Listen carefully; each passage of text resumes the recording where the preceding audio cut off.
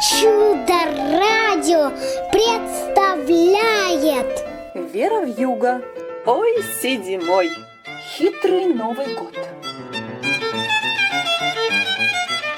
Раз зимой дед с котом решили Новый год встретить. Елку рубить не стали, жалко. Решили пальму нарядить, что во дворе росла. Ой, нет, не во дворе, дома, в горшке цветочном.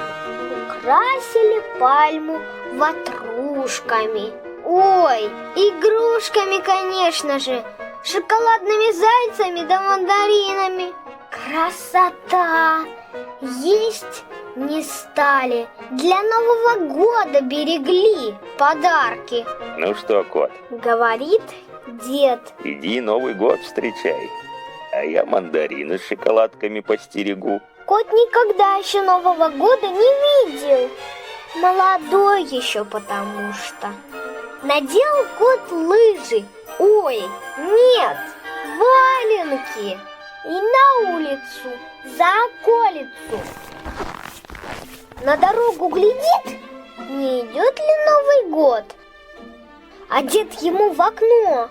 Ау, кот, не видно Нового года? Нет, не видно. Стоит кот, дрожит. С валенка на валенок переминается. А дед ему снова. Ау, идет ли Новый год? Нет, не видно. Так полночи аукались. Надоело коту Новый год встречать. Вернулся в дом. А дед спит, да похрапывает. Кот, глядь на пальму, а она пустая. Тут кот как завяжет. Ой, нет, закричит. Тоже нет. В общем, кот возмутился. Где подарки?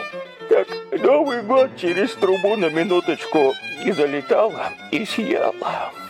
Отвечает дед, а у самого из кармана мандариновая кожура торчит. И весь рот в шоколаде.